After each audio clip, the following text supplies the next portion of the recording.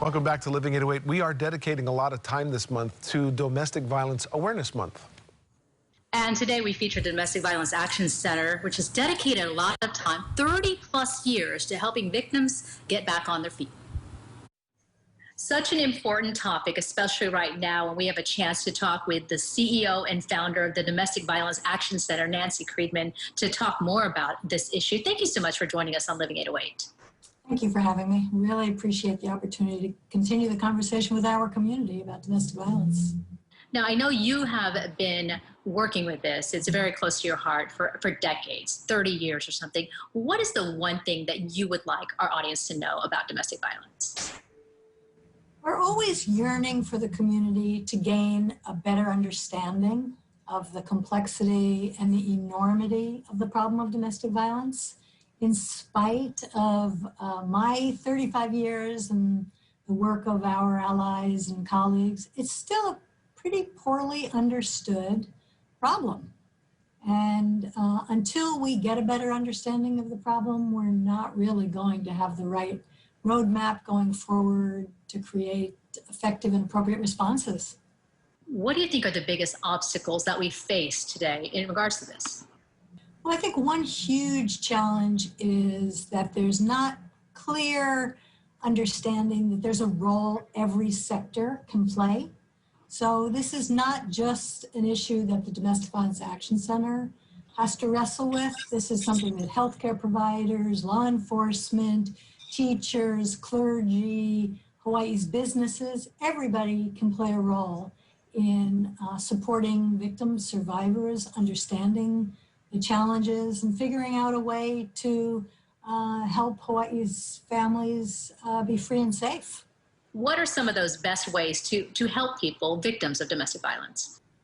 Well, we have to listen carefully with an open heart when somebody is trying to share. It's very embarrassing to be a victim of domestic violence. And so if somebody takes the risk to share what's going on for them, it's very important that we believe them. People are very unlikely to exaggerate or make things up. Victims are often blamed for the abuse that they have suffered, like, God, she must have done something to bring this on. So we want the community to try to be mindful of staying away from victim blaming and focusing on the ways they can be supportive and non-judgmental. It must be very rewarding work that you do, a very tough work as well. Is there one thing that you're very proud of that Domestic Violence Action Center has been able to accomplish? This is very close to our heart. I mean, we have a team of about 50 of us on staff at the Domestic Violence Action Center, and we have grown over the last 30 years to develop programs in response to the needs that we see in the survivors that we serve.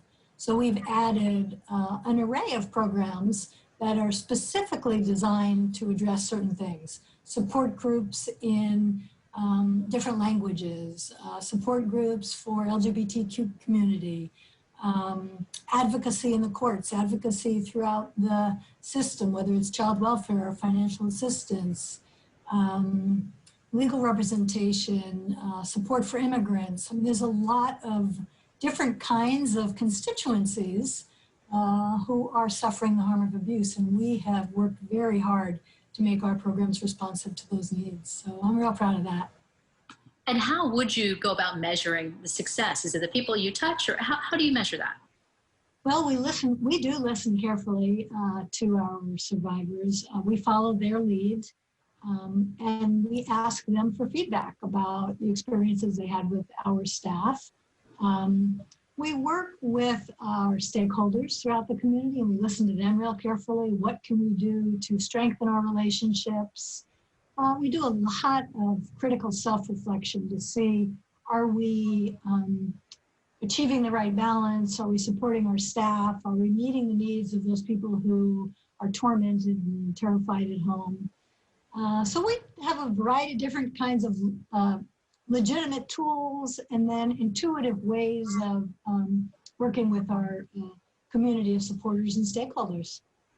Thank you for all that you do, and the conversation continues. We'll continue to support and do more here about domestic violence on KHON2. Thanks so much. Appreciate it. You know, it's such an important cause. This is a month that's dedicated to talking about it. Our station's going to be doing a town hall. We have a special talking about hope and success stories, as well as mankind, talking about men being involved in this cause too. We think of women being so much of the issue, but of course men in support. So we'll be doing so much throughout the month of October. Absolutely. Looking forward to the next conversation that we have, and hoping we help a few people out there. All right, when we